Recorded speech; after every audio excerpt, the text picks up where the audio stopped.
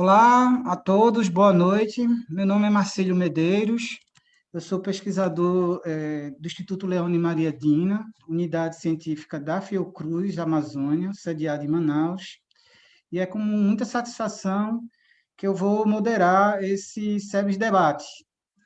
Primeiramente, a gente queria convidar a professora doutora Lúcia, presidenta da SEBS, para saudarmos os convidados e os ouvintes de mais esse debate. Bom, eu vou ser bem breve, Marcílio, muito obrigado. O Marcílio é coordenador do nosso núcleo do SEBS aí em Manaus, Amazonas, né? E nós estamos fazendo essa série de debates e Manaus é hoje uma prioridade nossa do Brasil inteiro, né? E por isso estamos organizando esse debate. Eu nem vou falar muito, porque nós estamos com uma prioridade hoje aqui, porque uma das nossas convidadas, são 3 convidados muito que vão trazer uma contribuição muito importante para a gente compreender melhor o que aconteceu, por que essa situação tão catastrófica, essa catástrofe sanitária em Manaus, quais são as razões disso, porque é importante o Brasil compreender isso profundamente, porque há ainda possibilidades da gente interferir no curso dessa catástrofe, né? E são pessoas que têm uma atuação importante, estão fazendo um trabalho, tanto a nível da pesquisa, da ciência, na Fiocruz aí de Manaus, né? Então, mas estamos hoje também com uma convidada, que é a ex-senadora Vanessa Graziotin, que, por conta de um ajuste de horário que nós tivemos que fazer, ela está com outro compromisso. Então, Marcílio, nós tínhamos combinado de passar a palavra inicialmente para a ex-senadora Vanessa Graziotin, já muito, Vanessa, você ter aceito esse convite para fazer esse debate de tanta importância hoje para o país inteiro. Obrigado, Vanessa. Marcílio, vou passar a palavra para ela com a sua concordância, pode ser? Sim, claro, positivo. Vamos lá. O SEBS, desde já, cumprimenta a todos os trabalhadores e todas as trabalhadoras da saúde, como também os demais trabalhadores que atuam nos diversos setores do serviço público do Brasil, que exercem com muita dignidade, o enfrentamento da pandemia e das crises políticas e econômicas que se perpetuam no país. Tá? O SEBS também é solidário às famílias que perderam seus entes queridos, e a gente deseja muito transformar esse luto em luta, muita luta, para enfrentarmos vários desafios que estão sendo postos em virtude da pandemia, né? Bem, a dinâmica da atividade, ela no total é de 120 minutos. Cada convidado tem 20 minutos de exposição. Posteriormente, teremos mais 20 minutos abertas para as perguntas dos ouvintes, que serão selecionadas no chat. As perguntas vão ser compiladas por Diogo Albuquerque, que é discente do mestrado profissional de Segurança Pública, Direitos Humanos e Cidadania da Universidade do Estado do Amazonas, parceiro nosso de pesquisa. E, desde já, a gente já passa para a senadora. Um breve histórico aqui do currículo da senadora. Ela é formada em farmácia pela Universidade Federal do Amazonas. Me corrija se eu estiver errado, viu, senadora? Ela iniciou a vida política pelo Partido Comunista do Brasil, PCdoB, do Amazonas, onde permanece atualmente como secretária nacional de mulheres do PCdoB. Ela foi vereadora por Manaus, foi deputada federal pelo Amazonas por 3 mandatos e exerceu o mandato de senadora entre os anos 2019, 2011 e 2019. Ao longo desse tempo, a senadora atuou em diversas CPI e, desde sempre, esteve ao lado da presidenta Dilma Rousseff. Senadora, uma crise, e mais ainda uma crise sanitária, responsável pela morte de 230 mil pessoas, né, por uma doença evitável, não se instala repentinamente. Quais são os fatos e acontecimentos da política recente do país, pré-pandemia e durante a pandemia, determinaram essa situação catastrófica decorrente da pandemia da Covid em Manaus e no Amazonas? Quem são os responsáveis, senadora? Bom, primeiro eu quero cumprimentar todos que estão aqui, agradecer muitíssimo o convite, viu, Lúcia? Para mim é um prazer estar ao lado de pessoas que têm dedicado toda uma vida pela saúde, pelo bem-estar da maioria das pessoas. Sei que todos e todas que estão aqui são ardorosos defensores do SUS, do nosso Sistema Único de Saúde, não é? Cumprimentar o Naveca, cumprimentar a Flor, Marcílio, dizer que você está em minoria aqui hoje, viu, Lúcia? O Amazonas está em maioria. Mas pena que para falar de um assunto tão doloroso, tão difícil, eu, sinceramente, um dia desses eu fui participar de um evento assim na internet, eu não consegui falar, porque naquele dia e naquela semana era a terceira pessoa que trabalhou comigo no escritório que eu mantinha em Manaus que tinha morrido, não é? Então, não tem quem de nós, do Amazonas, de Manaus, que não tenha do nosso meio íntimo perdido pessoas, não é? E o que é mais grave, e aí a pergunta do Marcílio, viu, Marcílio? Porque eu não esperava na minha vida, imagino vocês infectologistas, não é? Mas eu não esperava que fosse viver um dia uma situação tal qual a gente vive hoje, né? Eu lembro, em março do ano passado, eu em conversas, preparando alguns eventos políticos sobre mulheres e tal, eu dizia, eu acho que daqui para julho a gente já está voltando. Aí, não, vamos conversar com os médicos. Olha, daqui para setembro.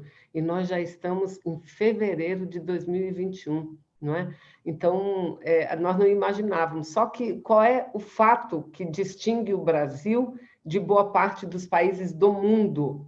E lamentavelmente, não é, Naveca e Flor, Marcílio, distingue o Amazonas, porque além da letalidade, da força desse vírus que mata, a gente tem uma letalidade que vem do poder público, que vem do presidente da República. E o pior, no Amazonas, vem do governo do estado, vem da prefeitura de Manaus. Olha, eu não temo em dizer isso, e não tem nenhum reparo em dizer isso, porque eu faço política no Amazonas desde que me entendo por gente, e para fazer política não precisa ser parlamentar. Eu comecei a fazer política aos meus 17 anos, quando entrei na Universidade Federal do Amazonas, não é? Então, eu conheço, sei como é que as coisas se processam. E, lamentavelmente, o Amazonas, em 2018, já antes, né? Antes, quando a gente teve o golpe da presidente, e isso tudo tem a ver, parece que não, mas tem a ver com o que nós estamos sofrendo hoje no Brasil. E eu vou já chegar lá rapidamente, não é? O nosso estado, mas principalmente a nossa capital, ela assim virou de um jeito, ela foi infectada de um jeito com esse vírus da mentira, da fake news, como se a culpa de toda a crise que o Brasil estava vivendo era de um partido ou de um projeto da esquerda que estava no poder. Até antes eu me lembro assim, mas o Bolsonaro, ele defende a ditadura, defende a tortura. Aí as pessoas diziam, mas é melhor eles do que voltar aqueles corruptos, do que deixar aqueles corruptos que a gente já conhece. Gente, como se o Bolsonaro fosse a pessoa mais ética do mundo, não é? Então, e nós no Estado temos sido vítima não só da incapacidade e da incompetência. Me corrijam nossos companheiros e a Flor se eu estiver equivocada, não é? Não só por incompetência, mas por descompromisso com a vida. Eu não faço outra leitura, porque, veja, se o Bolsonaro age como age de forma irresponsável, os governantes locais, pelo menos, deveriam se insurgir contra isso, mas não fazem. Ficaram calados até que veio a público o fato do Ministério da Saúde ter ido ao Amazonas para empurrar cloroquina. E isso é verdade. Foi uma secretária do Ministério chamada Maíra, não é? Maíra, ela é uma médica do Ceará. Ela andou, eu sei porque vários colegas, companheiros me ligaram, mandaram mensagem dizendo, rodou nas unidades de saúde para dizer, vocês têm que tratar precocemente. Gente, então, em vez de se preocupar, então, na primeira leva que a gente teve, já foi muito ruim, foi muito difícil, muitas vidas em 2020, deveria ter servido de aprendizado. Aí o que acontece? Todos os cientistas, infectologistas, Avisaram o governo, vai ter uma segunda onda, vai ter uma segunda onda. O que o governo fez? Nada. Em dezembro, vocês lembram? Ele anunciou que estava editando um decreto de isolamento social. De isolamento social.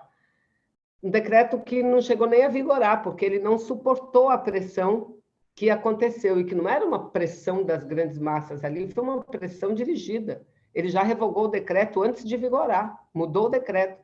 Naquele momento, ele deveria ter anunciado medidas na área da saúde para o atendimento da população, dizer, olha, estamos reabrindo os hospitais de campanha, mas não fez nada disso. Voltou atrás no decreto e nenhuma medida tomou.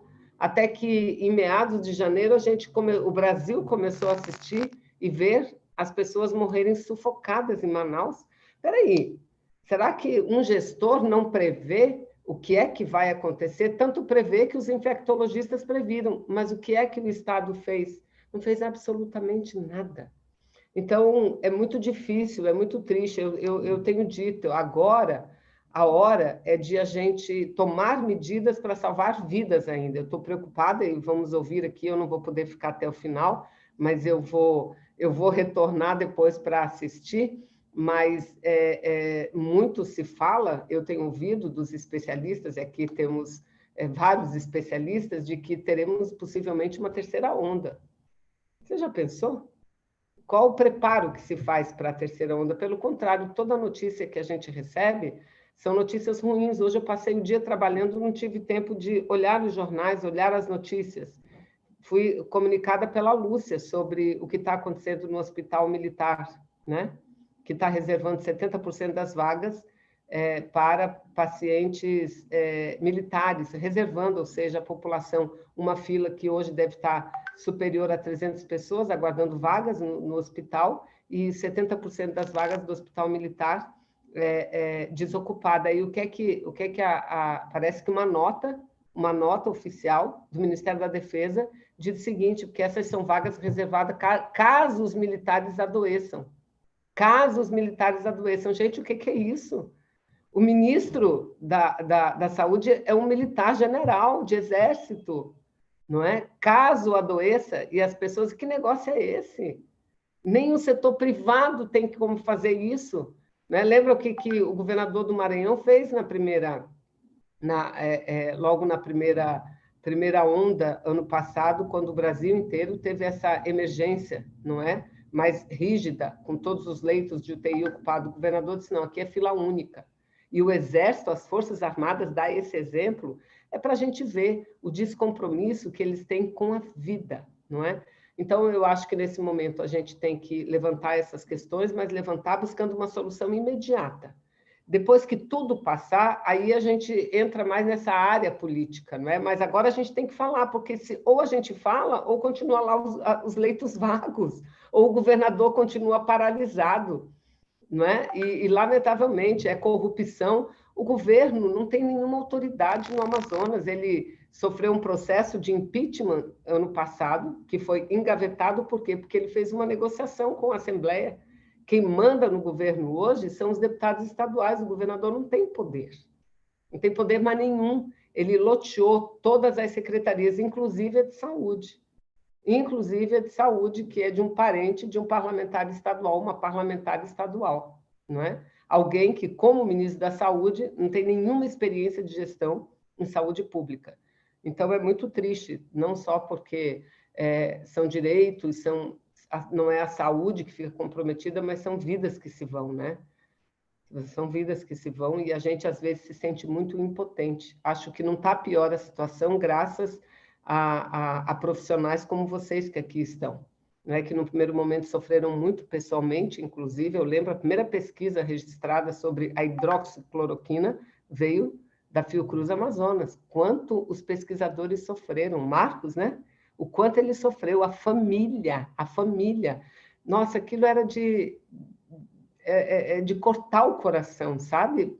Né? De cortar o coração, porque tudo eles transformam em política e colocando vidas em risco, né? Mas eu acho que é isso. Nós, do nosso lado, temos que fazer essa grande corrente pela vida, exigir a vacinação, Manaus, o Amazonas, com prioridade, exigir imediatamente ajuda emergencial, porque as pessoas que andam nos bairros de Manaus, as pessoas estão transitando normalmente, né? E muitas sem máscara. Sem máscara. Eu ando pouco na rua, mas confesso a vocês, na campanha eleitoral, eu não saí da rua. Mas eu de máscara, evitando assim o contato mais próximo, eu conversava com aquelas pessoas sem máscara. Aí o que elas iam repetindo o que o Bolsonaro dizia. Sabe? É uma coisa impressionante.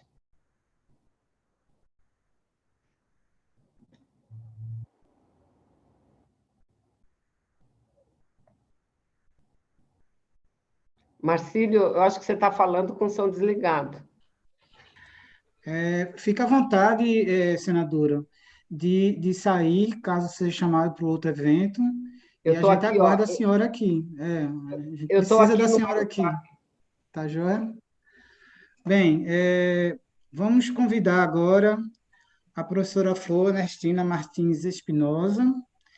Ela é graduada em Medicina pela Universidade Nacional da Colômbia, tem residência médica em doenças infecciosas e parasitárias pela Fundação de Medicina Tropical, mestrado na mesma área e doutorado em Medicina Tropical pela Fundação Oswaldo Cruz. Desde 2008, ela é pesquisadora docente em saúde pública, titular 2, do Instituto Leone Maria Dina, que é a unidade científica da Fiocruz na Amazônia. Ela é membro do Comitê de Ética de Pesquisa da Universidade Federal do Amazonas e atua na formação e em pesquisa nos programas de mestrado e doutorado da Fundação de Medicina Tropical, Dr. Heitor Vieira Dourado, e do Instituto Leone Maria Dina. Ela também coordena uma grande pesquisa clínica na área de malária, em gestantes, Zika vírus em gestante e doenças infecciosas e outros eventos negligenciados. Bem, professora Flor, a infectologia já sabe, o que a infectologia já sabe sobre a Covid-19? E por que o enfrentamento da doença pelo sistema de saúde do Amazonas e do país está tão concentrada na assistência terciária em nível hospitalar?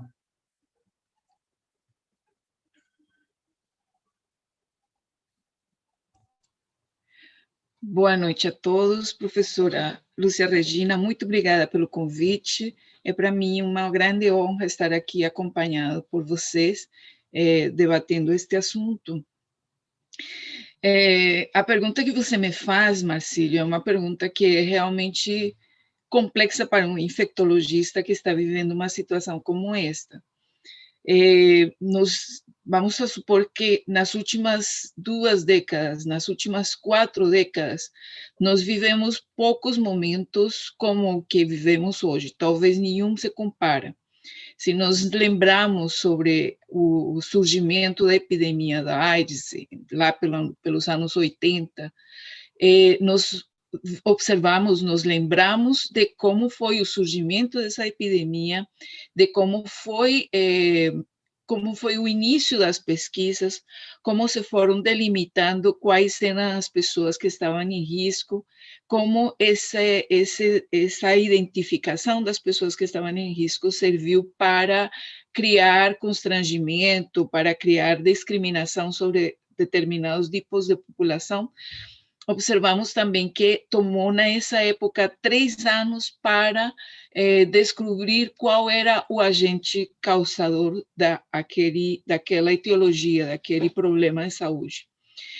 E vocês observam que nessas 4 décadas dessa epidemia da AIDS, é muito o que a ciência avançou em termos de fazer com que uma doença que era muito associada à mortalidade, hoje em dia é vista como uma doença crônica passível de controle. Mesmo que seja uma doença que até agora não é prevenível por meio de uma vacina, embora esteja se caminhando para isso. Quando nós comparemos essas 4 décadas e pensamos em que outros problemas de saúde infecciosos surgiram somente depois dos anos 2000, nós temos o surgimento de outros coronavírus, como foram o primeiro SARS-CoV, que foi lá no início dos anos 2000, e o MERS, que foram também coronavírus que altamente infecciosos, mas que tinham uma facilidade que nós não temos hoje com o coronavírus atual.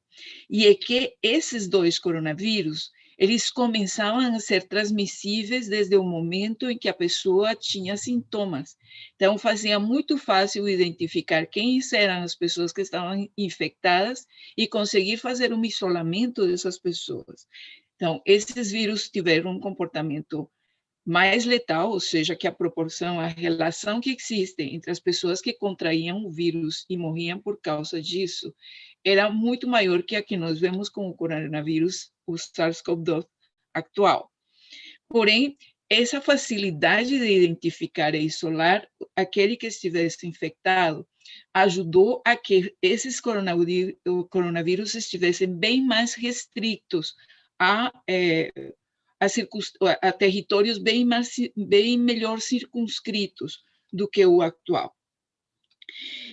Mas, mais recentemente, a humanidade enfrentou também epidemias, como foi o risco que houve de uma expansão do vírus Ebola, e, mais recentemente, uma epidemia que o Brasil particularmente viveu intensamente, que foi ocasionada pelo vírus da Zika. Então, nós vemos que durante todos estes anos, nós temos aprendido, o mundo mudou, o mundo evoluiu do ponto de vista da ciência. Agora, essa epidemia em particular que se inicia no final dos anos, no final do 2019, ele tem sido uma oportunidade imensa para a ciência avançar, uma oportunidade imensa para aprender, para agilizar processos. Vocês veem que em praticamente um ano é possível fazer, em um curto espaço de tempo, se faz diagnóstico de qual era o agente etiológico. Em um curto espaço de tempo, esse agente etiológico é isolado e suas características são reveladas. Em muito curto espaço de tempo, começa a se descrever como é o curso natural da infecção. Em um curto espaço de tempo também começa a identificar padrões de qual era a população que estava, digamos que tinha uma maior vulnerabilidade, embora se ache que toda a população é suscetível à infecção. Então, tem sido uma oportunidade para aprender muitíssimo. Infelizmente, esse avanço no conhecimento não tem sido acompanhado de uma evolução da espécie humana como tal. Ou seja, era de se esperar que aquelas pessoas que sabem, que têm consciência pelo conhecimento que adquiriram da gravidade da situação, são pessoas que não têm nenhuma possibilidade de tomar uma decisão. E aquelas pessoas que podem tomar decisões que controlam essa transmissão, elas parecem não ter tanto respeito pelo conhecimento que tem sido acumulado sobre a infecção até hoje. Por isso é que é possível que nós estejamos vivendo a situação que estamos vivendo agora. Se desde o início todos os atores tivessem agido na mesma direção, ou seja, se a decisão fosse desde o início que era necessário conter a epidemia, acabar com a epidemia, todas as atitudes, todas as decisões, todos os recursos deviam estar todos focados no mesmo fim, no mesmo foco. Infelizmente, a gente nem depois de um ano, nem depois de tantos milhares de mortos que ocorrem não só no Brasil, mas que ocorrem em todo o mundo, a gente, lamentavelmente, está se acostumando a perder pessoas. A todos os dias surgirem nas notícias que morreu esta pessoa, que morreu aquela pessoa. Essa percepção que a Vanessa relatou recentemente, que é você perceber como está próximo, como você conhece gente que tem tido a infecção e que tem adoecido gravemente, e alguns deles têm morrido. Essa percepção é cada dia mais próxima e acontece com todo mundo. Então, é muito triste que a gente não consiga ainda ter uníssono, não tenhamos um consenso de como agir e para onde vamos, e todo mundo fazendo a mesma coisa. Do ponto de vista de uma infectologista, tem sido assim, uma experiência ímpar. Nós sabemos hoje que essa infecção, esse coronavírus, ele é capaz de cursar nas pessoas que estão expostas de uma maneira totalmente assintomática entre 20% e 30% das pessoas. Isso significa que as pessoas sabem, ou seja, que as pessoas contraem o vírus e podem esse vírus até se multiplicar nelas, mas elas não sofrem nenhum tipo de sinal, de sintoma, de doença por causa dessa infecção. Daquelas pessoas que contraem o vírus e apresentam sintomas, nós sabemos que a maior parte delas, mais de 80%, elas vão ter um curso de infecção que é bem leve ou incluso moderada. São pessoas que não vão precisar de ir a atendimento médico, que podem se cuidar em casa, que vão precisar estar hidratadas, de tomar um antipirético e só manter o isolamento de outras pessoas em casa que eles não precisem contaminar, que não vão contaminar, e de pessoas com as quais eles de alguma maneira interagem. Mas um 15% dessas pessoas, um 10% delas vai apresentar uma forma um pouco mais grave, e essas pessoas vão requerer um atendimento ambulatorial ou, inclusive, chegar a precisar de uma internação hospitalar. E uns 5% vão apresentar uma forma crítica. Isso significa que eles vão provavelmente precisar de uma internação em uma unidade de terapia intensiva. Então, é muito importante fazer essa associação com o nível de atendimento que pode ser ofertado nessa população. Então, nós sabemos que 30% do total não vão, às vezes nem chegarão a ser diagnosticadas, só saberão depois que elas fizeram uma sorologia que tiveram infecção. Mas se focamos naqueles que estão doentes, 80% dessas pessoas, eles não precisariam mais do que ser atendidos na unidade básica, e não um atendimento como tal, é ter o acesso ao diagnóstico, ter sido testados, ter tido a oportunidade de identificar onde estão os casos, e, uma vez identificado o caso, todos os casos que podem estar em contato com esse caso original, porque isso nos permitiria ter feito o isolamento dessa população infectada. Então, é aí onde o serviço, a saúde básica teria tido assim, uma atuação ímpar, que poderia ter mudado todo o curso dos acontecimentos, porque a gente faria com que essas pessoas infectadas parassem de estar transmitindo para outras pessoas. Esse em primeiro lugar. Então, em termos de saúde básica, a rede básica de saúde atenderia mais de 80% do tamanho do problema. Já em relação a esses casos mais graves, nós sabemos que esse 5% que vai demandar, esse 15% que vai demandar atendimento hospitalar, ambulatorial ou de internação, e atendimento especialmente em unidade de terapia intensiva, existe um teto de demanda que pode ser satisfeito. Então, quando nós temos uma intensidade de transmissão tal que eleve a quantidade de pessoas que estão se infectando simultaneamente, esse 5% pode ser tão grande que não comporte o número, a oferta de vagas que se tem para eles. E é quando a gente chega nas duas situações dramáticas que o estado do Amazonas apresentou durante esses últimos 12 meses. Então, nós tivemos o primeiro pico marcante de colapso do sistema de saúde em maio do ano passado. Nós tivemos depois uma redução do número de casos, mas esse número de casos nunca chegou a ser baixo. A menor transmissão, a menor quantidade de casos que foram registrados no Amazonas em períodos em que a epidemia foi cedendo, foi de 400 pessoas, que não é um número pequeno para uma população que nós temos de 4 milhões de pessoas.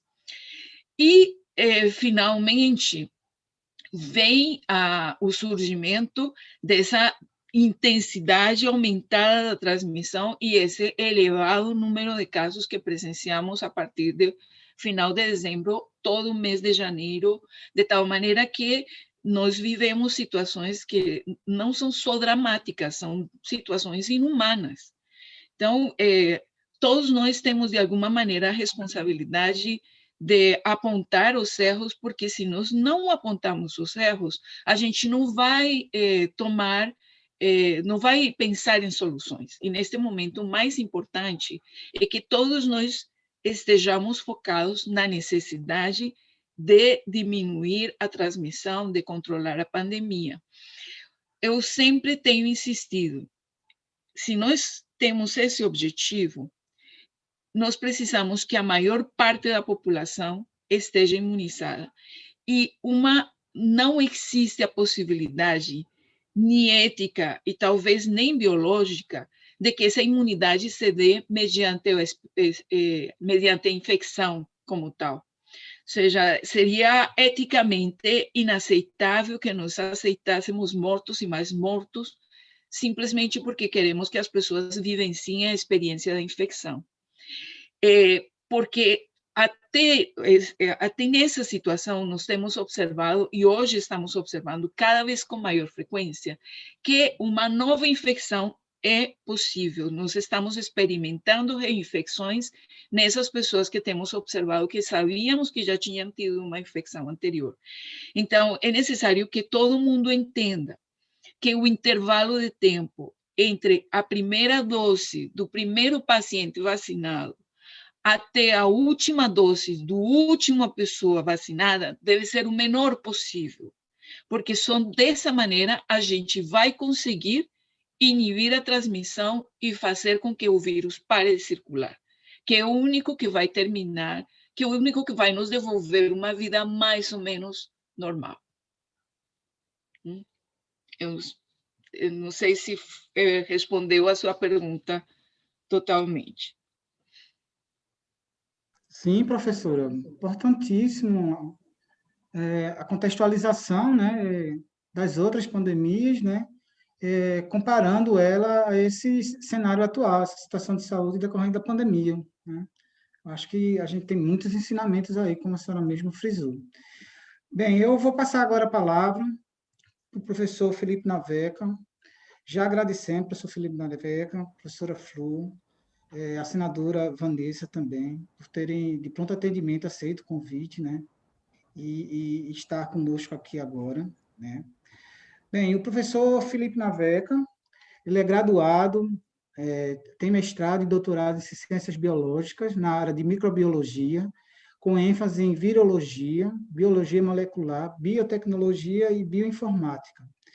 Todos esses cursos realizados na Universidade Federal do Rio de Janeiro. Eu gosto muito de frisar que são instituições públicas de grande renome no país e no mundo.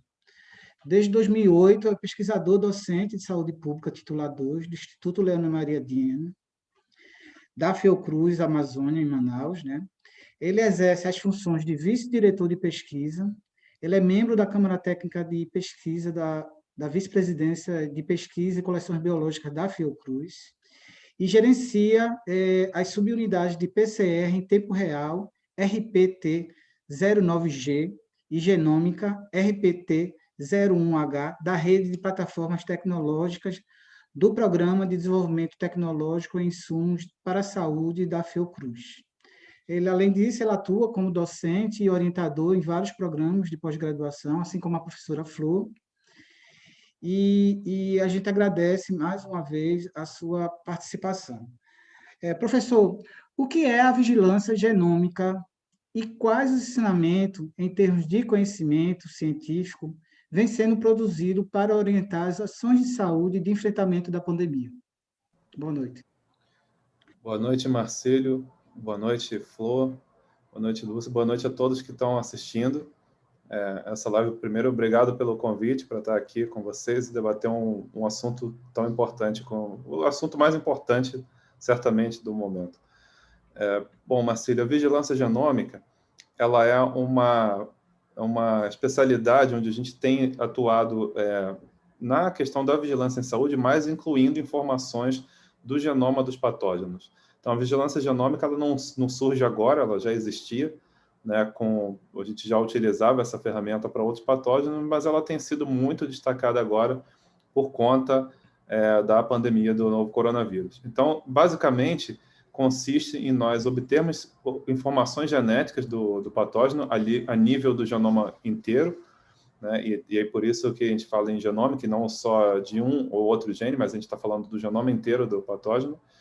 E essa informação nos ajuda a entender diversas situações. Por exemplo, essa variante que está circulando agora em Manaus, em mais de 90% dos casos, a gente só sabe isso porque a informação da vigilância genômica mostrou que era uma nova variante, senão a gente ia falar que era um caso de coronavírus, mas sem saber de que se tratava, né? Então, essa é uma das informações, mas tem outras, inclusive, mais práticas assim, no nosso dia a dia. Por exemplo, o primeiro genoma do coronavírus, do SARS-CoV-2, ele foi publicado logo após os primeiros casos pelos pesquisadores chineses, utilizando uma estratégia chamada de metagenômica, onde você sequencia, quer dizer, você obtém as informações genéticas de todo o material presente naquela amostra. Então, o que eles fizeram? Eles fizeram essa abordagem em casos de uma pneumonia severa e, com programas de bioinformática, conseguiram reconstruir a sequência de um coronavírus, conseguiam identificar que era um coronavírus, mas mostraram que era um novo coronavírus, não era o SARS-CoV original, não era um dos coronavírus endêmicos, também não era o MERS-CoV, que é outro que até a Flor comentou desses dois, mas era um novo coronavírus, que era possível mostrar ancestralidade com os coronavírus, mas era novo para nós, quer dizer, um novo vírus, uma nova espécie de vírus conhecido. Então, isso também faz parte desse conhecimento, e isso foi fundamental para o desenvolvimento de ensaios de PCR em tempo real, que é a técnica padrão ouro para o diagnóstico da fase aguda, porque é baseado na informação do genoma. Então, uma vez que a gente conhece o genoma de um patógeno, a gente consegue desenvolver um ensaio para a detecção daquele genoma em outras amostras. Então, isso foi fundamental naquele momento, e a partir daí foram desenvolvidos vários ensaios. Tem ensaios desenvolvidos por grupos em diversos países. E hoje, por que essa informação continua sendo importante? Por exemplo, alguns dos ensaios que foram desenvolvidos logo no início da pandemia já tiveram que ser atualizados, porque o vírus foi sofrendo mutações inclusive na região alvo dos testes, e os testes tiveram que ser atualizados, porque senão o resultado seria negativo. Então, essa é uma outra vantagem que a vigilância genômica nos traz. No dia que vamos criar uma hipótese, que não é a situação nesse momento, mas vamos dizer que fosse desenvolvido hoje uma droga que trataria com bastante eficácia, né, o que conseguiria bloquear, por exemplo, a replicação viral. Se a gente começasse a detectar vírus que escapassem dessa droga, com a vigilância genômica a gente ia conseguir facilmente mapear que mutação fez isso. Então, todo esse tipo de informação a vigilância genômica nos traz. Além de outras, por exemplo, quando a gente consegue traçar exatamente o caminho que um vírus fez. Então, vamos dar uma hipótese aqui. Um vírus chegou, por exemplo, de um país europeu, que ainda no início da pandemia, onde, por exemplo, a Itália e a Espanha viviam momentos muito graves, né, da pandemia, ainda um cenário anterior ao que nós vivemos no Brasil, e a gente conseguisse mostrar exatamente que o vírus que causou um surto, ou alguns casos aqui, veio, por exemplo, da Espanha, veio, por exemplo, de Madrid, chegou no dia tal, a gente consegue estimar tudo isso, qual foi o caminho exato que o vírus fez a partir das informações genéticas. Então, esses são alguns das principais respostas que a vigilância genômica nos traz. Para você ter uma ideia, todas as reuniões da OMS mais recentes, a OMS sempre tem colocado na tecla que é extremamente importante aumentar o número de genomas sequenciados. A gente está falando nós chegamos a mais de 500 mil de genomas sequenciados do novo coronavírus. Isso é uma coisa inimaginável há tempos atrás. A gente já tem mais genomas de coronavírus do que o vírus que nós conhecemos há muitos anos, né? Isso se deve à importância, claro, né, da situação que nós estamos vivendo, essa necessidade, os frutos que a vigilância genômica tem trazido, mas também o desenvolvimento tecnológico que foi imenso nos últimos anos nessa área.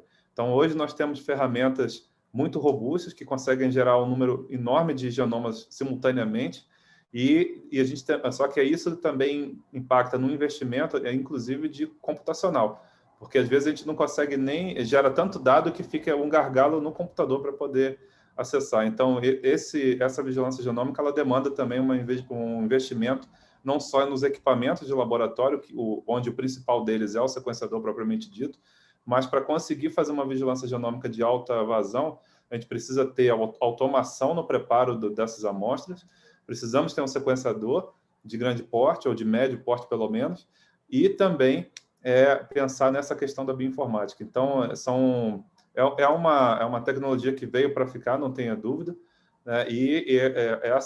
A pandemia tem mostrado a importância disso, né? A gente consegue hoje traçar essas informações e conseguimos, por exemplo, dizer que a variante encontrada mais recente agora no Amazonas, ela, apesar de ter mutações, algumas mutações em comum com a África do Sul, com a variante encontrada na África do Sul e com a variante encontrada no Reino Unido, elas não têm relação entre si. Do ponto de vista, não foi do Reino Unido que foi para a África do Sul e depois para o Brasil, elas não têm relação entre si, elas emergiram de um fenômeno chamado convergência evolutiva, onde o vírus assumiu mutações, fixou mutações que foram importantes do ponto de vista biológico. Então, essa também é uma outra informação importante que mostra, não tem nada a ver, quer dizer, não foi uma introdução a partir do Reino Unido ou a partir da África do Sul que fez o surgimento desse vírus. Ele surgiu porque a gente está deixando ele circular em grande quantidade, muitos casos, muitas mutações, e algumas dessas mutações podem ter essa consequência de ser benéficas para o vírus. Então, tudo isso que eu comentei agora são frutos do conhecimento gerado a partir da vigilância genômica.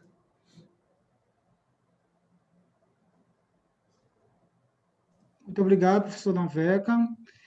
Agora eu gostaria de chamar a Lúcia, né, que é a presidente da SEBS, mas ela é também médica. Marcílio, Oi, pois não.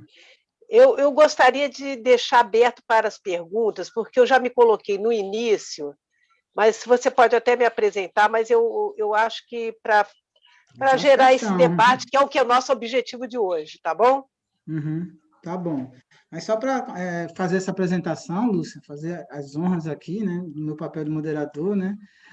A Lúcia é médica, sanitarista, pesquisadora do Departamento de Direitos Humanos, Saúde e Diversidade Cultural da Escola Nacional de Saúde Pública Sérgio Arouca, da Fiocruz.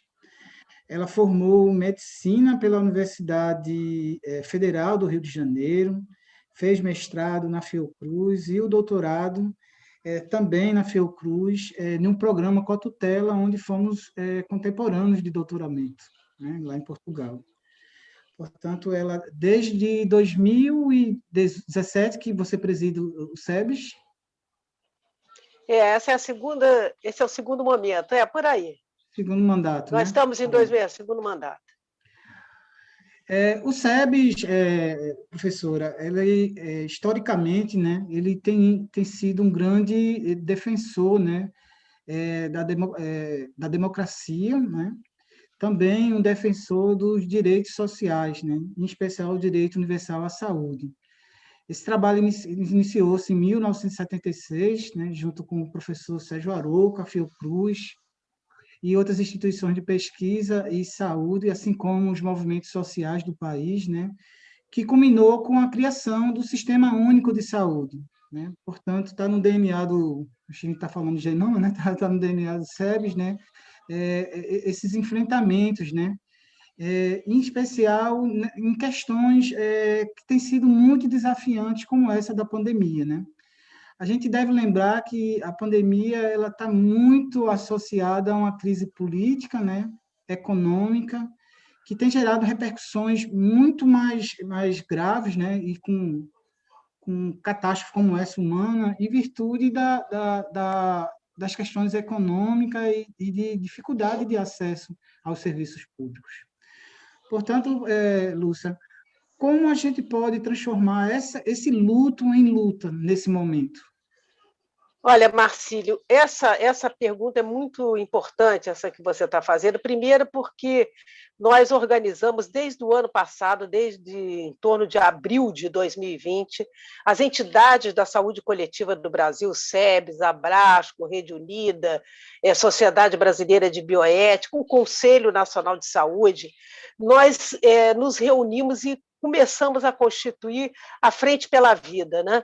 E essa Frente pela Vida, ela teve um papel muito importante ao longo dessa pandemia, primeiro porque fizemos já naquele momento que percebemos que o Brasil não tinha nenhuma proposta, nenhum governo não tinha nenhum projeto para enfrentar, não tinha um gabinete de crise, uma pandemia que já era e já se mostrava uma emergência sanitária global, e no Brasil nós tivemos uma ausência completa do Ministério da Saúde, do governo federal, no sentido de articular uma ação à altura da gravidade da emergência sanitária que nós estávamos vivendo.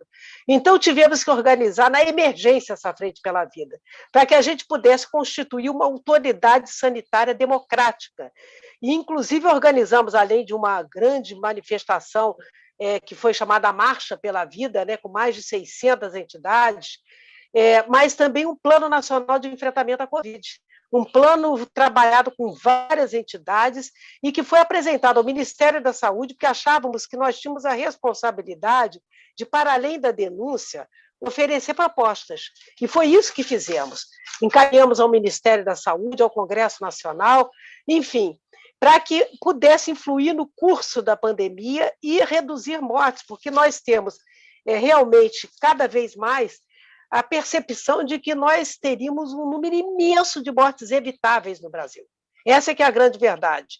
E você vê, tanto pela excelente exposição da Flor, da análise da Vanessa e do Naveca, né, que nós temos uns instrumentos. Né? Hoje nós estaríamos diante de uma situação que nós teríamos os instrumentos para, como em outros países, que você teve a morte pela Covid, foi irrisória, mesmo a China, que tem 1 bilhão e 200 milhões de habitantes, você tem, até dezembro, pelos dados que eu acompanhei, chegava a 5 mil mortos.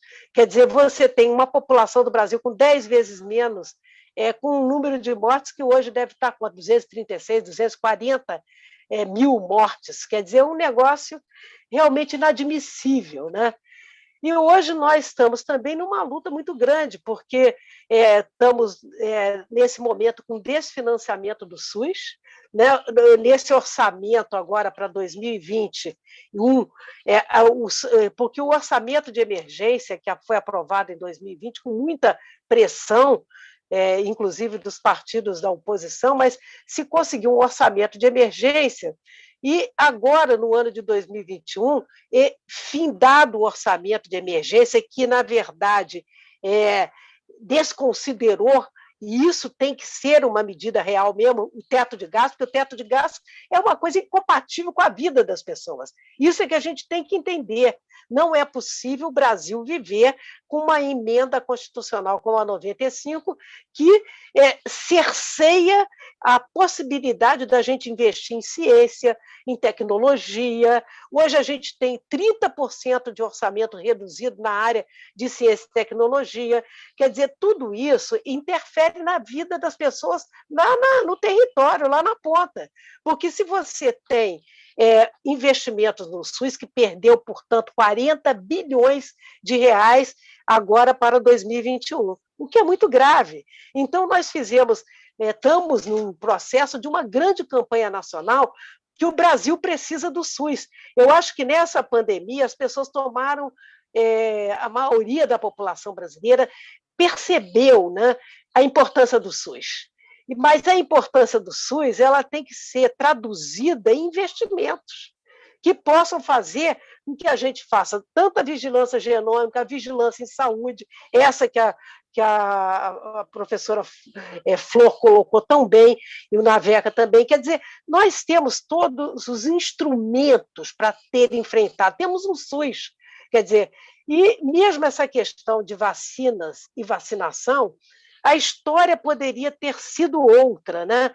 Porque o Brasil ele tem duas instituições que estão se mostrando aí importantíssimas nesse momento, centenárias, que é a Fiocruz e o Instituto Butantan, que o que se tem hoje disponível de vacina no Brasil são graças a essas duas instituições, porque sabemos que o governo fez tudo o que pôde para atrapalhar as negociações internacionais, desde a questão da cooperação COVAX, coordenada pela OMS, que o Brasil atrapalhou todos esses processos, pediu 10% daquilo que poderia ter sido disponibilizado para o Brasil, e poderia, mais do que isso, ter sido um ator político internacional nessa relação multilateral decisivo, porque hoje 80%, por exemplo, o Brasil que se afastou do BRICS, né? Brasil,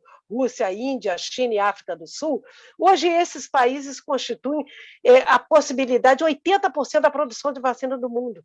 Quer dizer, então, na verdade, são uma série de informações que nos deixam muito entristecidos, porque é como se o potencial que o Brasil tem tivesse sendo desestruturado. E isso é muito grave, porque nós temos pesquisadores de ponta no Brasil, nós temos uma área de ciência e tecnologia, de biotecnologia muito desenvolvida. Quer dizer, o Brasil poderia, nesse momento, estar assegurando à sua população segurança e soberania sanitária. Esse padrão é importante que se veja, ele foi apresentado desde o início dessa ausência de enfrentamento da pandemia de um governo que declarou guerra à vida e à saúde da população. Porque, desde o início, qual foi o padrão que nós assistimos? Falta de equipamento de proteção individual, falta de respiradores, essa infâmia da falta de oxigênio, que o governo aumentou impostos sobre oxigênio numa crise desse tamanho e diminuiu para armas. É importante que a gente veja as opções que estão sendo colocadas, né? Mas eu acho que não podemos perder a esperança. Isso eu acho algo fundamental, porque esse debate hoje aqui, Marcílio, Flor, Naveca, e infelizmente Vanessa teve que ir para outra reunião, mas justificadíssimo, né? Mas é o momento da gente reunir essa potência do Brasil. Nós sabemos que a gente tem condições de trilhar outro caminho, esse é um desafio. Os ensinamentos, Marcílio, que você pergunta desse processo, eu acho que um deles é isso. Nós estamos agora à Frente pela Vida, empenhada também junto com outras frentes de religiosos que se constituiu, a Frente Brasil Popular, a Frente Povo Sem Medo. Nós estamos fazendo uma grande articulação nacional para que a gente faça uma frente que a gente está chamando de qualquer nome, mas uma frente democrática popular com uma agenda que estamos nos organizando para que essa agenda seja cada vez mais robusta, porque a gente tem que encontrar saída. Nós vamos ter que encontrar saídas para evitar mais mortes evitáveis de brasileiras e brasileiros, para que a gente possa colocar o nosso potencial a pleno vapor, porque ele existe, e o Brasil, nesse sentido, tem um diferencial, para que o SUS, imagina se não tivéssemos o SUS, que tragédia maior ainda teríamos assistido, embora ela seja inadmissível, né? Então, Marcílio, eu acho que esse luto, ele toca fundo em todos nós, porque eu acho que cada um que a gente está vivendo, todo mundo tem uma pessoa muito próxima, dentro das famílias que realmente se foram. Quer dizer, essa dor, esse sofrimento, ele tem que ter realmente se traduzir numa mudança de postura. Quer dizer, essa questão que a gente está vendo no Brasil inteiro, de uma certa roleta russa, digamos assim, e Flor colocou isso, e, quer dizer, as pessoas não usam máscara, quer dizer, a aglomeração, um governo que não tem autoridade nenhuma. Quer dizer, nós, desde o início, estamos convivendo com uma comunicação tóxica. Uma comunicação tóxica que, no lugar de alinhar o país todo numa luta comum do país para enfrentar esse vírus, e é a única maneira de sermos bem-sucedidos, né?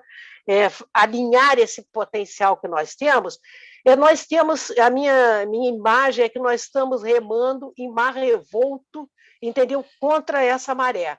Mas nós vamos remar porque uma percepção que está todo mundo tendo nesse momento é que essa campanha do negacionismo contra a vacina, contra a ciência, ela está perdendo.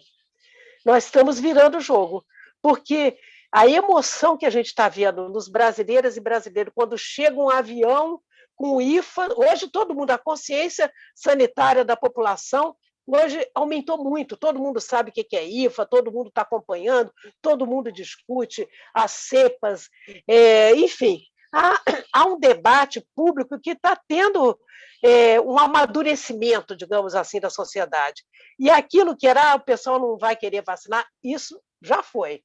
As pessoas hoje querem vacina, que todo mundo sabe e se emociona quando o avô, aquele idoso vai lá, todo mundo, é uma emoção. O Brasil hoje está realmente percebendo a importância, e até tem uma imagem que eu acho muito importante nessa coisa, porque nessa questão da vacina e vacinação, principalmente, fica claro que não adianta saída individual. E essa estratégia que esse presidente aí apostou da imunidade rebanho, foi brilhante em mostrar um crime que é isso, né? Apostar nessa estratégia, como a gente pode estar indo para outro caminho, Marcelo. Eu acho que realmente vamos transformar, a gente tem manifestado a nossa dor e a nossa tristeza com essa situação, mas a gente não pode ficar paralisado. Eu acho que hoje nós estamos numa luta pelo financiamento do SUS, estamos exercendo uma grande pressão sobre o Congresso Nacional para que a gente entre nessa batalha e, na verdade, eu acho que com essa ausência do Ministério da Saúde, esse presidente, esse ministro expert em logística, que não consegue resolver absolutamente nada, nós estamos vendo também um protagonismo grande de muitos governadores e prefeitos. Então, é outra atitude também importante, porque essas pessoas que estão em contato aí em Manaus, pelo relato que vocês estão nos trazendo, muito importante, essa situação já não é tão correspondente, né? Mas há outros estados e municípios do Brasil que estão tendo desempenhos muito importantes, né, no enfrentamento da pandemia. E esses exemplos eles também precisam ser impulsionados, digamos assim. E acho que uma saudação que a gente precisa o tempo inteiro fazer realmente é ao SUS, aos servidores públicos que estão hoje sendo alvo de uma possível reforma administrativa. É importante que as pessoas saibam que Fiocruz é servidor público, Butantan é servidor público. Esses são as pessoas, as pesquisadoras de UFRJ, de USP, de Manaus, quer dizer, esses servidores públicos é que estão sustentando o Brasil nesse momento. Então, é importante a gente dizer que, e outra questão muito importante que nós estamos trabalhando junto com essas outras frentes, é o auxílio emergencial, porque nós não podemos deixar a população morrer de fome. Entendeu? Nós temos que ter o auxílio emergencial, temos que ter crédito para as pessoas, porque essa aglomeração, essa roleta russa, é também porque você não criou um ambiente de políticas de bem-estar e de proteção social numa crise sanitária de tamanha proporção. Quer dizer, essa crise sanitária ela exige medidas simultâneas de saúde, sanitárias, de proteção social, de emprego, de proteção da população. E não esse abandono que nós estamos vivendo hoje, nesse momento. Mas temos, assim, a compreensão de que é possível, né? A gente está mudando esse curso. Ok, Lúcia, muito obrigado. O seu entusiasmo tem que ser contagiante, mais do que o vírus que tem acometido as pessoas. E enfim, é importante a gente ter, de fato, não perder a nossa capacidade de se indignar de tudo isso que tá acontecendo e darmos respostas mesmo, né?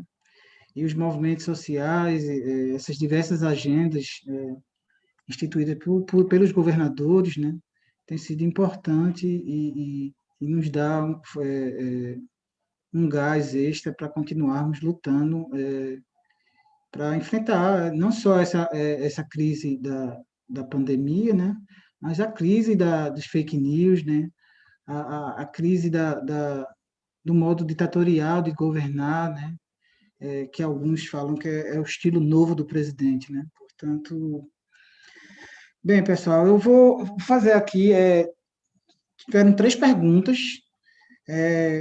eu pretendo fazer uma pergunta de cada vez e aí a gente faz uma rodada com cada um, tá? Que a gente tem muito tempo ainda, né? A gente tem ainda 40 minutos aí. E vocês posso fazer assim? Posso fazer essa dinâmica desse jeito? E aí a gente faz uma rodada e bate um papo aqui, tá? A primeira pergunta é da Lene Medeiros. Ela é Medeiros também, mas eu não conheço ela.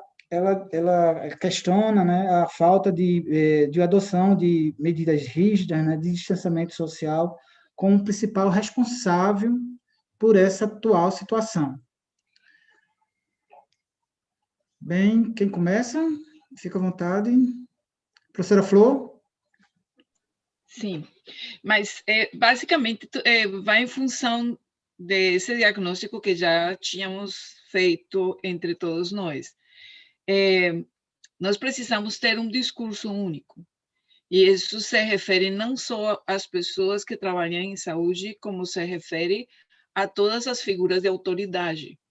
Então, essa adoção de medidas de proteção, com certeza teria uma maior adesão se todas as pessoas estivessem falando exatamente a mesma coisa. Ou seja, se a mensagem, a eficiência sobre o uso adequado das máscaras, uso adequado permanente, persistente das máscaras, sem nenhum tipo de estratégia para driblar a máscara, como é que a gente já observa que houve as pessoas falando que se comem na rua é uma maneira de driblar a máscara. Então, se todo mundo estivesse com essa consciência, precisamos usar a máscara porque a máscara nos protege a nós de contrair a infecção que outra pessoa está tendo e protege a outra pessoa de ter a infecção que eu estou tendo. Então, é uma medida que é protetora individual, mas também de solidariedade com os outros, de importância de se importar com os outros. Todos nós deveríamos ter tido sempre o mesmo discurso, mas mais do que discurso, nós precisaríamos dar exemplo. Então, não é possível que você observe figuras de autoridade que não estão fazendo uso de máscara sob qualquer circunstância. E nós, não obstante, nós observamos nas redes sociais, nos jornais, múltiplas figuras de autoridade sem uso adequado de máscaras. Então, a população se pergunta, eu vou acreditar em quem? Né? Quando a gente não tem um pensamento, digamos, um objetivo único, fica muito mais fácil das pessoas questionar e não aderir. E dessa maneira, nós estamos tendo os resultados que estamos tendo. Não, bom, isso em relação ao uso adequado das máscaras. É muito importante essa consciência também do distanciamento social. Infelizmente, nós observamos que o distanciamento social ele só se adopta quando o número de casos é exorbitante, de tal maneira que chega em forma dramática aos meios de comunicação. Então, a pressão a pressão da mídia, o que faz com que se tomem atitudes de vamos fazer um lockdown, ou vamos fazer um distanciamento social, vamos fazer com que as pessoas estejam em casa. Mas uma vez que olha, nem sequer estamos diminuindo números, mas estamos atingindo números em um patamar muito alto, mas não aguentamos nem 3 semanas, nem 2 semanas, e começam as pressões para que todo isso seja desmontado e outra vez voltemos a ter comércios abertos, vida normal, como as pessoas gostam de dizer, né? Restaurantes, locais em que é muito fácil que a transmissão se dê por diferentes circunstâncias. Então, nós precisamos que a mensagem chegue para todas as pessoas, inclusive para as pessoas de poder, e para que essas pessoas resistam um pouco à pressão que está sendo feita sobre elas, na medida em que algumas medidas que são pouco populares, que são pouco agradáveis para um grande número das pessoas, mesmo assim devem ser adotadas, se isso implica em que nós vamos ter uma diminuição substancial dos casos. Nós precisamos pensar que todas as circunstâncias que fazem um vírus circular, elas devem ser evitadas, elas devem ser inibidas. E isso deve ser um consenso entre todos nós, não só com discurso, mas com ações e com exemplo. Professora Flor, obrigado. Professor Felipe Naveca. Um outro ponto importante com relação à questão da diversidade genética e o surgimento de novas variantes é justamente isso. Como nós nunca tivemos uma adoção de medidas de distanciamento como deveria ser feito, e eu não falo só no Amazonas, no Brasil inteiro, nós demos a chance para o vírus evoluir de uma maneira mais ou menos livre, e quando isso acontece, o resultado é esse que nós estamos vendo, o surgimento de variantes como essa. A gente deixou o vírus testar uma possibilidade de mutações, a grande maioria delas não tem nenhuma importância, mas em algum momento, isso é um evento aleatório, mas que depois você tem uma pressão seletiva, né, que vai acabar selecionando essas variantes. Então, assim, por mais que a gente se a gente não deixasse o vírus ser transmitido tanto, a disseminação do vírus fosse menor, certamente o surgimento dessas variantes seria mais difícil. Mas não, o que aconteceu? Nós temos milhões de pessoas infectadas ao mesmo tempo, milhões de mutações acontecendo até que uma dá certo e essa daí vai se fixar na população. Então, o surgimento dessas variantes, e não só no Brasil, né, porque a primeira variante nesse nível surgiu no Reino Unido, depois na África do Sul e agora no Brasil, é o fruto desse descaso que a gente não conseguiu entender a importância da magnitude do evento que nós estamos vivendo. Quando é que ela surgiu no Reino Unido? Depois do verão, das férias de verão, né? Então, houve um certo relaxamento das pessoas, e principalmente de pessoas mais jovens, que foi o público que começou a ser infectado, e aí, em algum momento desse, o vírus dá esse salto evolutivo. E agora a gente tem outro problema para enfrentar. Então, é uma pena que a gente tenha que passar por uma situação dessa, porque a gente tem falado tanto, né, ao longo de toda a pandemia. São medidas tão simples, a Flor comentou bem, são medidas tão simples do ponto de vista de você evitar o contato próximo com pessoas que não sejam do seu convívio diário, né, da sua família, na sua casa. Eu tenho tentado fazer o máximo disso, né, ao longo desse período, mas quando a gente tem que sair, não tem jeito, é usar os EPIs, né, a máscara, lavar as mãos o tempo todo. E olha que a gente, assim, para mostrar a importância da utilização dos EPIs, a gente manipula o vírus diariamente no laboratório. E os EPIs mostram que a gente está protegido. Nós não nos infectamos no laboratório, né? Então, esse é um exemplo desse cuidado. Só que, às vezes, as pessoas esquecem que o contágio é quando você encontra um colega na rua que pode estar assintomático, né? A Flor também comentou sobre isso, pode estar assintomático e ele vai transmitir. Então, tem algumas medidas que ajudam ao controle, mas a gente não pode esquecer desse percentual de pessoas assintomáticas ou dos oligossintomáticos que acham, mas é isso que eu estou sentindo, eu achei que era outra coisa. Não adianta, num período como esse, né, a gente tem que pensar que é Covid. E agora, e ainda tem uma outra situação, né? A gente sempre fala, o óbito vai acontecer naqueles com comorbidades ou mais velhos. Na maioria dos casos, sim. Mas nós temos vários casos acompanhados no laboratório de óbitos em pessoas jovens.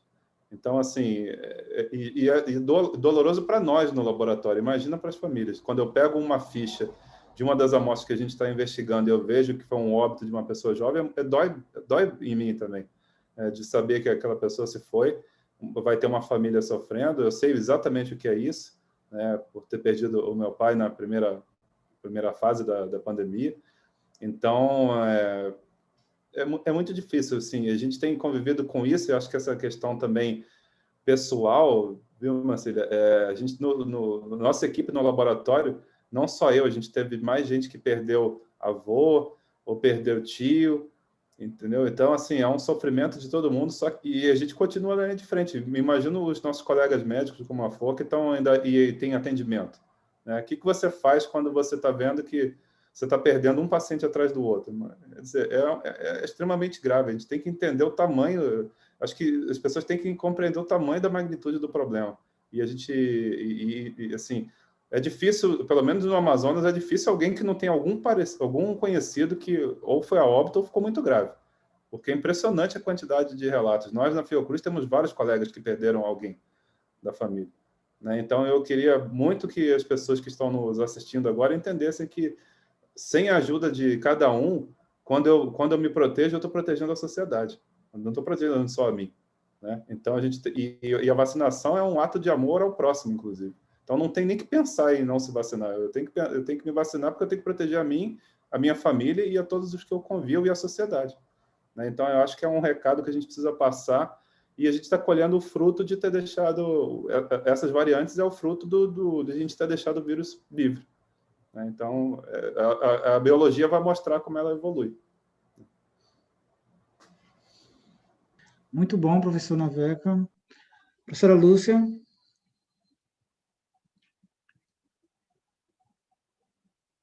O microfone tá desligado, professora Lúcia. Desculpa, professor Marcílio. É o seguinte, eu acho que é isso, o recado que a gente precisa dar nesse momento é um recado que nós estamos, primeiro, com uma situação que chegou a essas proporções por conta de tudo isso que a gente está verificando de uma negligência criminosa, né?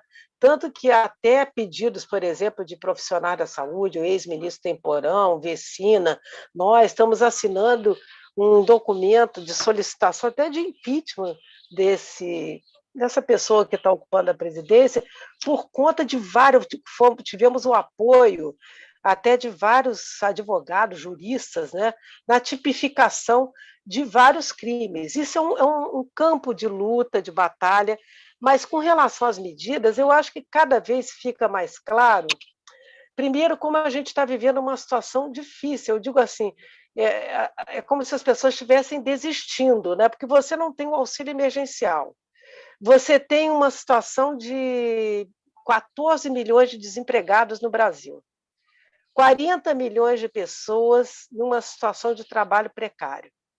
Dentre esses que estão trabalhando precariamente, muitos profissionais de saúde. É uma coisa impressionante, mas isso é verdade, a gente precisa dizer isso. Entendeu? No estado que eu moro, que é o Rio de Janeiro, os profissionais de saúde, muitos ficaram 2, 3 meses sem receber o seu salário. Isso é uma situação que fala por si própria, né? Porque como é que você pode ter esses profissionais que estão numa linha de frente sendo sujeitos a esse tipo de tratamento, né?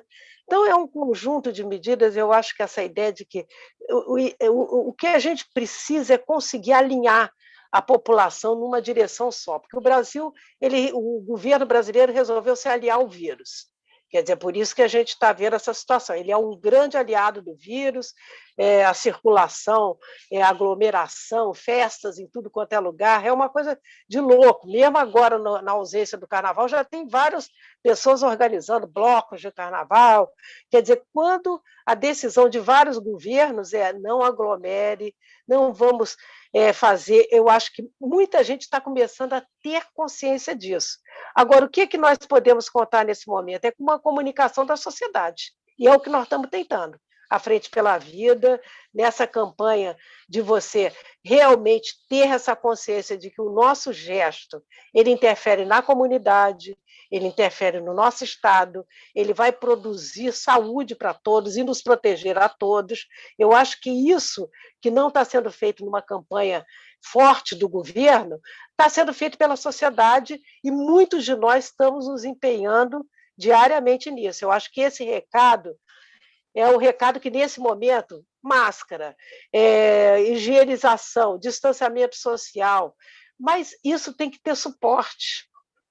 Quer dizer, há muitos governos de Estado que estão dando auxílio emergencial aos governos dos estados, até para complementar o auxílio emergencial, que ainda não está definido do governo federal. Agora, isso tem que ter. As pessoas vão morrer de fome no meio da rua? Entendeu? Quer dizer, então, é uma outra questão que a gente tem que aliar essa consciência de que nos cabe, mas num contexto de muita dificuldade. A Nova Zelândia está lá, aquela primeira-ministra lá, resolvendo o problema. Outros países do mundo estão. É possível fazer? É. Agora, é uma emergência sanitária de grande magnitude. Há muitos anos a gente não enfrenta, e talvez é a maior de todas. Quer dizer, e até essa ideia de que vamos voltar ao normal, eu acho que é uma questão que essa pandemia da Covid-19 trouxe muito esse tema. E vocês que estão na região amazônica, digamos assim, essa questão ambiental ela é chave. Nós precisamos ter um outro projeto de desenvolvimento que respeite a questão ambiental, porque esse desequilíbrio dos ecossistemas, eles estão na raiz também do recrudescimento e da emergência de pandemias. Quer dizer, isso é um fato concreto, real. Quer dizer, então, vamos conviver com essa situação, mas temos que aprender. Esse aprendizado é possível fazer um outro projeto, um outro modelo da gente estar na vida de uma forma solidária, de uma forma compartilhada, outro projeto de desenvolvimento. O Brasil poderia estar, por exemplo, saindo dessa crise, incentivando, por exemplo, o complexo econômico industrial da saúde, fazendo com que a gente possa ter autonomia, soberania nessa área, gerando empregos de qualidade, gerando uma série de saídas para o país. Da mesma maneira, por exemplo, essa questão da agricultura e da alimentação e da segurança alimentar. Isso é uma questão chave, que você poderia estar produzindo, por exemplo, e incentivando essa agricultura familiar, incentivando uma outra forma, que estão aí, é um banho que esse Brasil real ele existe. Você vê, por exemplo, a importância das atitudes solidárias de uma organização como o MST, que distribui marmita solidária pelo Brasil afora, das centrais únicas de favela. Aqui no Rio, a gente tem inúmeras experiências solidárias entre as pessoas de comunidades que se não se virassem, quer dizer, a população também, eles querem tirar nossas vidas, mas as pessoas querem viver. As pessoas querem viver em paz, querem viver com dignidade. Essa dignidade é um direito humano de todos nós. Quer dizer, então, é um momento difícil, mas que também traz muita percepção de que a gente vai ter que crescer enquanto sociedade. Quer dizer, amadurecer enquanto sociedade. Nós temos corresponsabilidades também. Se esses que estão aí não querem fazer, vamos encontrar saída para outros que queiram. E até confiar, entendeu, na construção de outras propostas, a nível de prefeituras, de Estado, porque se hoje está essa negligência total, o que a gente precisa fazer para que a gente escolha melhor, entendeu? Para que pessoas que tenham apreço pela vida, pela saúde das pessoas, possam também emergir nesse processo. E eu acho que vão emergir. A gente tem experiências aqui impressionantes, de Niterói, de Maricá, de Araraquara. Tem várias cidades brasileiras que estão fazendo ações exemplares, apesar de muitas dificuldades. Então, eu acho que eu sempre... É um pouco isso, Marcelo. É difícil, nós estamos num momento muito difícil, é um contexto, mas eu acho que é um momento também tão disruptivo, eu vou usar até essa palavra, é um momento tão disruptivo que a gente pode estar encontrando saídas muito inovadoras e que possam estar reconhecendo o potencial que nós temos. O Brasil tem um potencial enorme. Tem um potencial enorme. E nós precisamos soltar esse potencial que está todo amarrado hoje. Quer dizer, nós estamos sendo atrapalhados diariamente. Se essa atrapalhação parar, nós podemos ter uma coisa surpreendente de enfrentamento dessa situação extraordinária que nós estamos vivendo. Obrigado, Lúcia. Eu recebi acho que não é nem pergunta, é tipo uma denúncia por e-mail, a pessoa pediu para não se identificar.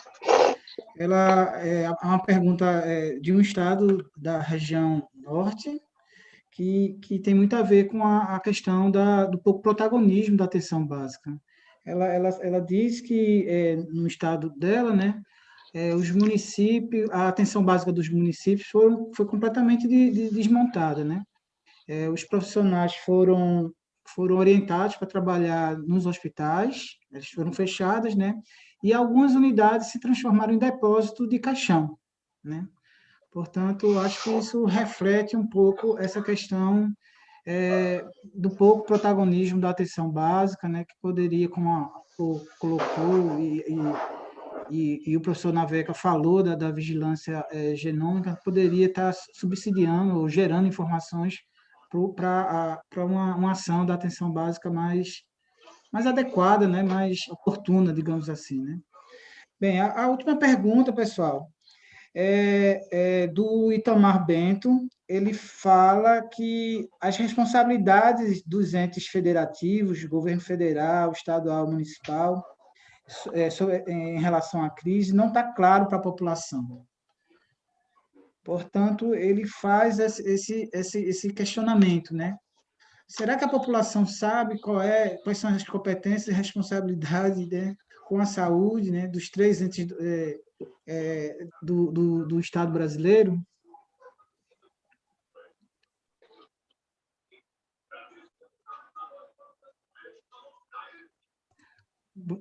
Lúcia, por favor.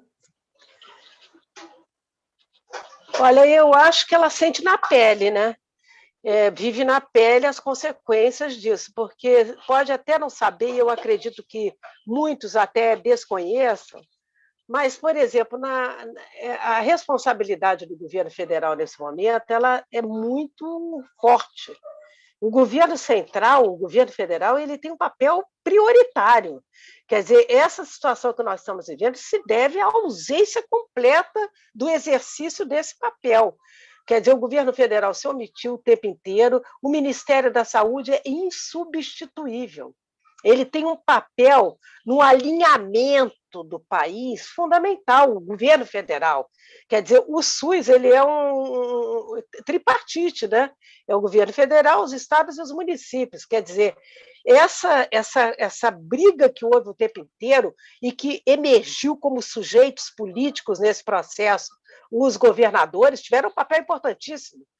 Inclusive o CONAS, que é o Conselho Nacional de Secretários Estaduais de Saúde, que é hoje presidido até pelo secretário Carlos Lula do Maranhão, está tendo um papel decisivo no sentido de tentar substituir ou pressionar o governo federal para que cumpra o seu papel. Não está sendo fácil, mas está desempenhando um papel fundamental. Nós tivemos uma reunião da Frente pela Vida essa semana com a Associação Brasileira de Municípios. Eles nos procuraram.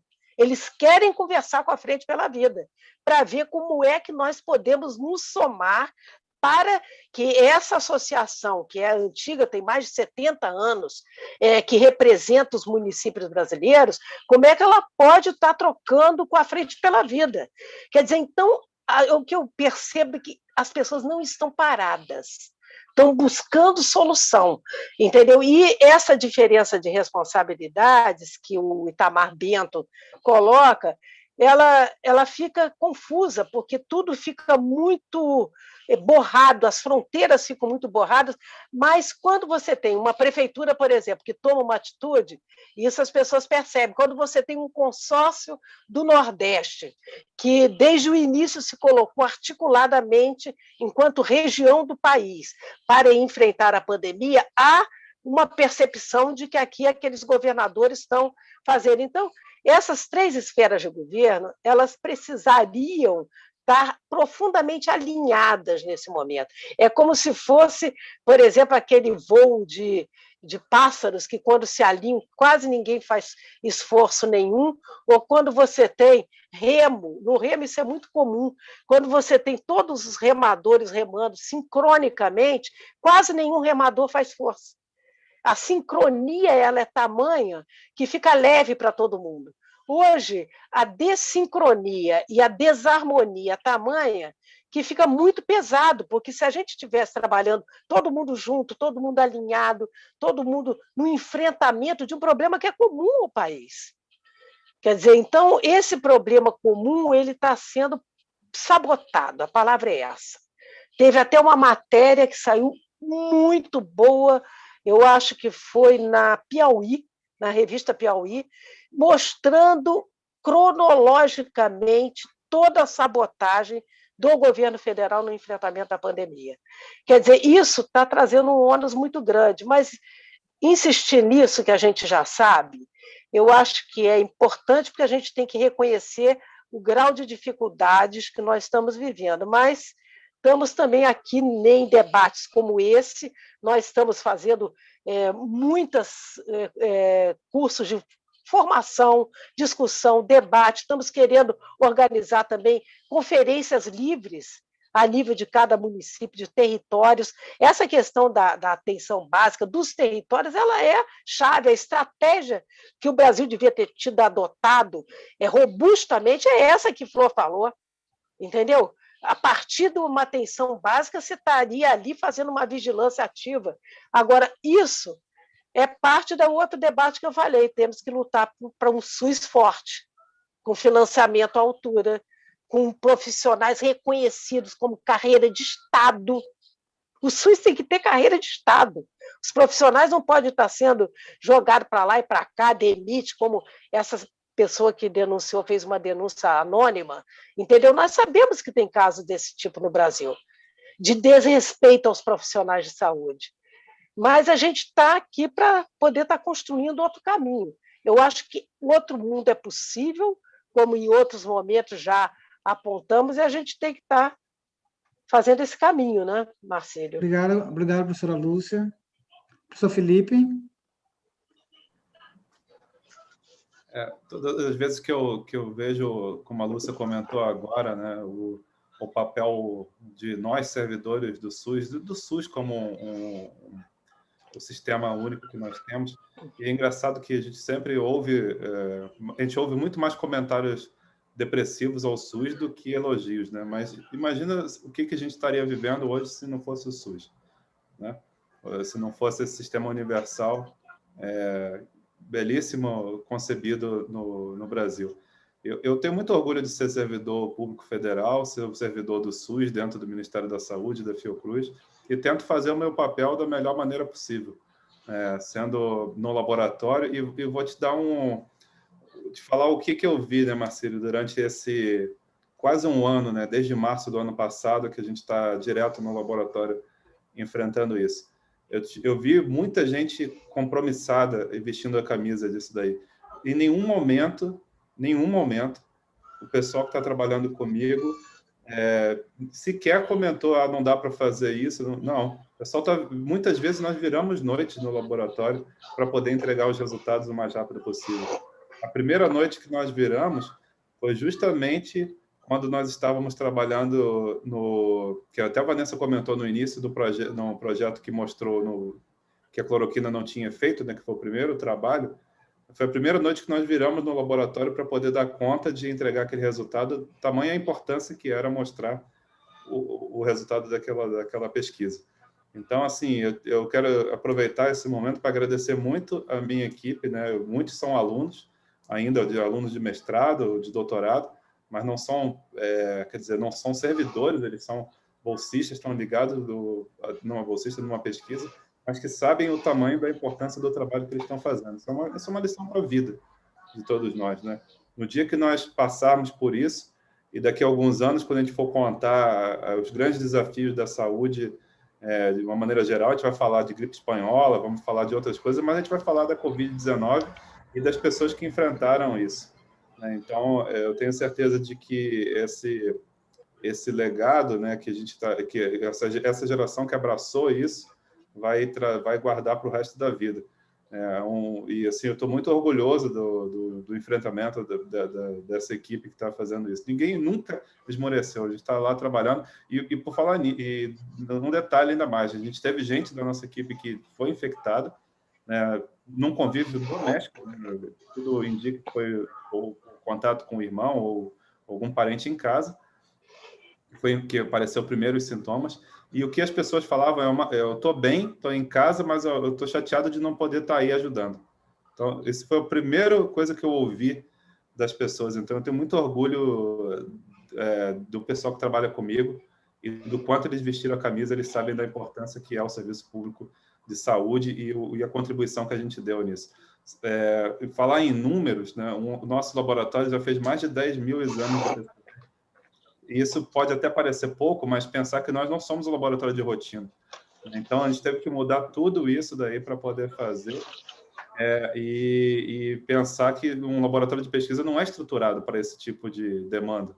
Então, a gente teve que mudar muita coisa e ficou pelo menos uns 3 meses na primeira onda só fazendo exame. A gente não conseguia nem fazer pesquisa, era só fazendo diagnóstico para poder entregar, porque a gente ainda teve um momento em que as pessoas precisavam daquele laudo positivo para conseguir internação.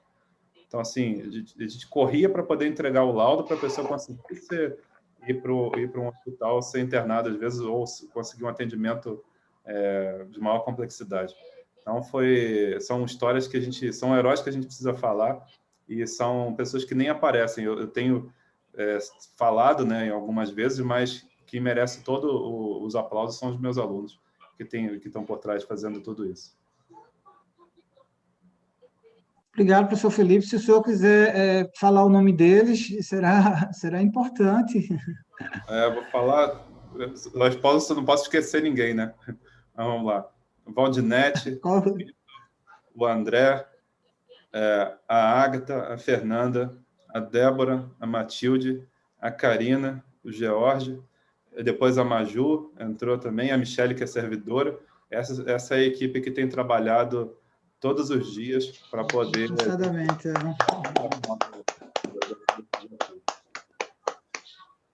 Que bom, professor, que bom mesmo. Professora Flor. Eu acho a pergunta muito importante, porque quase é aprender a distribuir culpas, né? Aprender a distribuir responsabilidades. Se bem os municípios, eles estão mais a par da saúde, da atenção básica, então eles poderiam ter feito um enorme aporte se eles tivessem os insumos, por exemplo, necessários para fazer diagnósticos in loco, em domicílio, para fazer a busca ativa de casos, não somente esperar que esses pacientes apresentassem sintomas e fossem procurar um atendimento, mas que esses pacientes pudessem ser, inclusive, ter tido diagnóstico em casa, domiciliar, é uma grande aporte que poderia ter sido feito pelos municípios se eles tivessem os insumos para ter feito isso, e as equipes que pudessem ir para os domicílios a fazer a busca ativa. Em relação aos governos estaduais, eles oferecem assistência em nível um pouco mais de maior complexidade. Mas, como falamos anteriormente, esses níveis de maior complexidade, eles demandam uma grande infraestrutura, demandam uma quantidade enorme de dinheiro, porque a assistência que se presta é muito mais complexa como tal, demanda uma infraestrutura em hospitais que tenham, por exemplo, as UTIs, um leito de UTI é difícil, é custoso de montar, demanda também um pessoal especializado que não é simplesmente um treinado, ele precisa uma formação que às vezes demora décadas em ser atingida. Então, o governo federal poderia ter feito muitas coisas em diferentes níveis. Ele pode agir como um facilitador, ele talvez não seja responsável por comprar o oxigênio, mas para ele viabilizar que esse oxigênio estivesse disponível. ele provavelmente, ou seja, só para atender a massa da população, só o fato de o auxílio emergencial ter sido feito em forma oportuna e ter sido em forma abrangente e facilitado de tal maneira que o próprio auxílio não produzisse aglomerações. Nós vimos a quantidade de filas enormes de pessoas nos bancos tentando tirar o auxílio emergencial. Esse mesmo maneira como foi feito provavelmente facilitou muitas das infecções que se deu nessa população. O fato de que a população pudesse ficar em casa sem ter medo de perder seus empregos ou tendo como subsistir é uma coisa que poderia ter sido liderada em forma maciça pelo governo federal. O governo federal também poderia ter notado a sensibilidade do momento e dado o talento e as instituições de valor de pesquisa que existem no Brasil, ele poderia ter incentivado isso que a doutora Lúcia mencionou, que poderia ser esse complexo industrial, era detectar onde havia instituições que poderiam modificar seu rol, seu papel e tentar focar naquelas coisas que eram necessárias naquele momento. A indústria poderia ter sido incentivada para isso também. A indústria poderia ter produzido os EPIs aqui de maneira maciça. A indústria poderia ter se movimentado para a produção dos insumos que nós precisamos hoje, por exemplo, para as vacinas. Nós precisamos uma grande quantidade de seringas. Não é uma coisa muito complicada de fazer e a indústria poderia estar sendo beneficiada e, ao mesmo tempo, estar respondendo à demanda que se tem tão grande nesse sentido. Então, o governo federal poderia ter, em lugar de diminuir a verba para pesquisa, ele poderia ter aumentado essa verba de pesquisa de tal maneira que o Brasil ele fosse autossuficiente até na produção de vacinas, porque talento para essa produção o Brasil tem. Ou seja, nós temos centros de pesquisa que poderiam, bem incentivados, eles poderiam também tomar uma frente e ter produzido uma vacina absolutamente brasileira. Vocês observem a diferença o que foi a epidemia de Zika no Brasil. Obviamente que o tamanho do problema não é comparável, apesar de que esse tamanho era muito sensível, porque era a possibilidade de crianças com malformações congênitas que colocou em pavor todas as famílias do Brasil. Mas houve um momento de uma grande resposta, de um incentivo à pesquisa de tal maneira que a maior parte da produção bibliográfica que se deu em função ao Zika é de origem brasileira.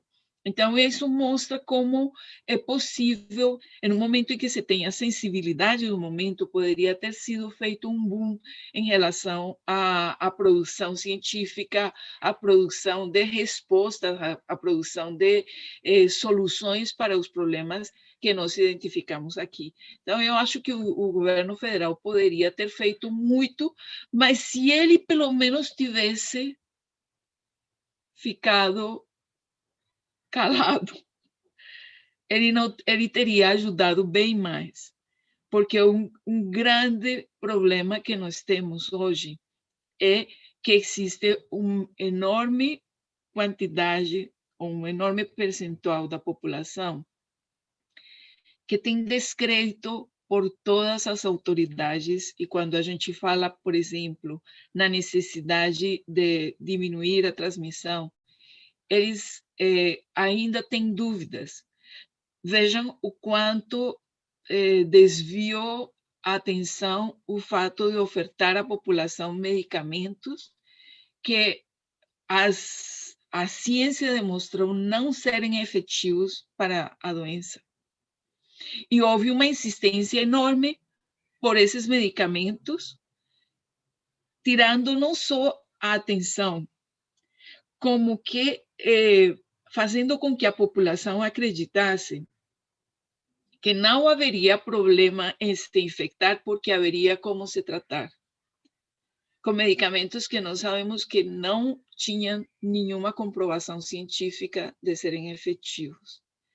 Então, ele não só se omitiu ao fazer, como ele agravou a situação ao fazer coisas contra. Eu acho que essa é uma responsabilidade que, em algum momento, vai ser cobrada, que, em algum momento, eles vão ter que confrontar. O fato de como eles lidaram com a pandemia. Obrigado, professora Flor. Bem, pessoal, a gente quer mais uma vez agradecer inicialmente à professora Lúcia pelo convite, né, e a proposta de fazermos uma live sobre essa questão mais localizada para o estado do Amazonas, Manaus, né, e região norte.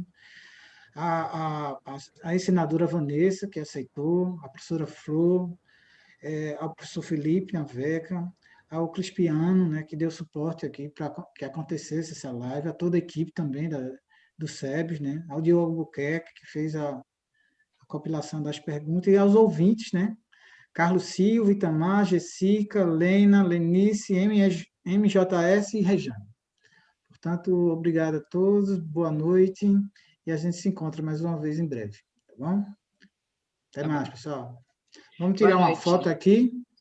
Deixa eu ver como é que eu faço para tirar a foto. Crispiano, será que ele está por aí? Para colocar todos os participantes da live. Deixa eu ver. Já estão todos em galeria no YouTube. Tá joia. Até o Francisco está por aí, né? Pronto, tirar um print aqui. Bem, pessoal, boa noite mais uma vez e obrigado, tá? Boa noite. Bom descanso, Boa noite bom a todos. descanso. Obrigada. Bom descanso. Tá, tchau. Obrigado, professor Felipe. Tchau.